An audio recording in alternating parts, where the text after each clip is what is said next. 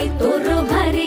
दिसते भारी गणपतीची स्वारी अन आला धादिस मामाच्या घरी मालवण चिपळूण सावंतवाडी माझ्या कोकण गावांचो दिमाग भारी दिसते भारी गणपतीची स्वारी माझ्या कोकणा वाटे तुम्ही